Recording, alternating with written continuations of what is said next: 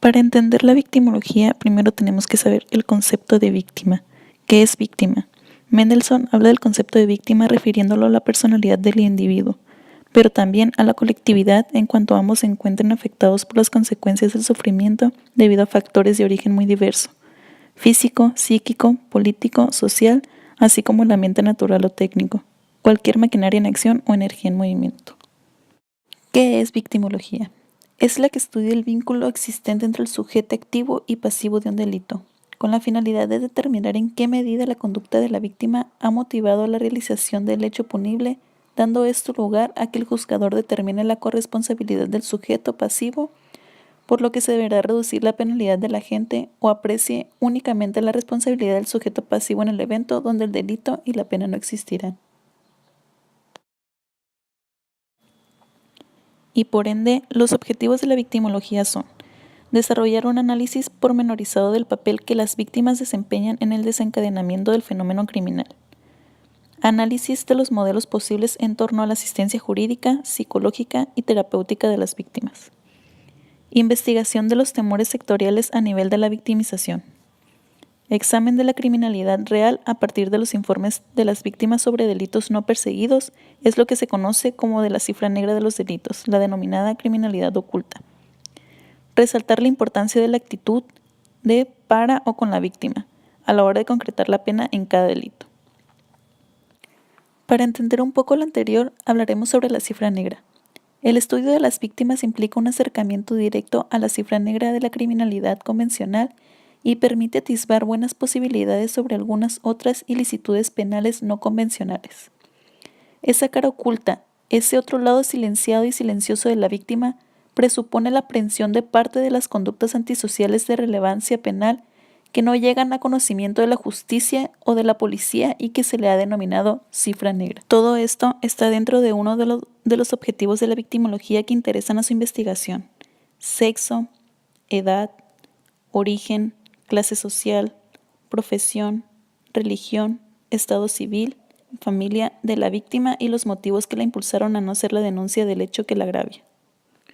Una de las razones que inhiben la denuncia de hechos penales son: el temor del victimizado a hacerlo nuevamente, por considerar que no es grave la conducta lesiva; no confiar en la justicia; temor a perjudicar al autor porque es miembro de la familia; la pérdida de tiempo que implica la denuncia y los trámites judiciales; la víctima que agredió al autor y se sale tan responsable como éste; la víctima no tiene pruebas o desconoce al autor; por la presión familiar y social al ser identificada como víctima de ciertos delitos que la marginarán y humillarán.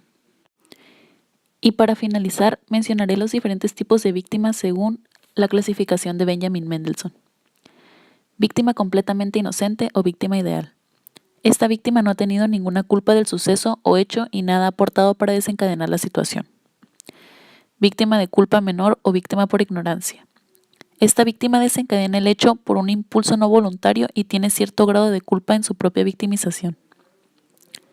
Víctima tan culpable como el infractor o víctima voluntaria. Aquellas que cometen suicidio echándolo a suerte, suicidio por adhesión, eutanasia, donde la víctima solicita ayuda para morir, o pareja que pacta el suicidio. Víctima más culpable que el infractor.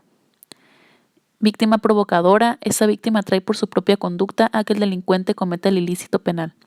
La conducta realizada por la víctima crea y favorece la conclusión final del hecho. Víctima por imprudencia, desencadena el hecho por falta de control. Víctima más culpable o víctima únicamente culpable.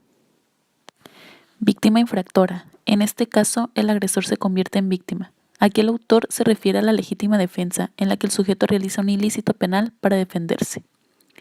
Víctima simuladora. Estas víctimas son las que tienen algún tipo de interés, ya sea propio o ajeno. Un ejemplo podría ser el de aquella persona que pretende cobrar un seguro, haciéndose pasar por víctima de una situación catastrófica que en realidad no vivió. Víctima imaginaria. Son aquellas personas que, debido a factores de naturaleza biopsicosocial, van a creerse víctimas de un delito del que en realidad no lo son. Como ejemplo de este tipo de víctimas imaginarias podemos citar a las personas que presentan enfermedades mentales. Actualmente, en este momento en nuestro país existen miles y millones de personas que están siendo victimizadas por lo cual es responsabilidad social de cada ciudadano formar parte y desarrollar una cultura victimológica en la cual todos nos hagamos responsables de las personas que a nuestro alrededor sean víctimas de algún delito o sean víctimas de algún abuso. Si en algún momento dado no se rompe la cadena víctima-victimario, en generaciones a futuras los individuos de nuestro país no sabrán lo que es empatizar con el prójimo ni brindar la ayuda que nos damos los unos a los otros. Por lo cual, aplicar la victimología y ayudar a las personas que nos necesitan, que son muchas en este país, es responsabilidad no solamente de los profesionales, sino de toda sociedad mexicana.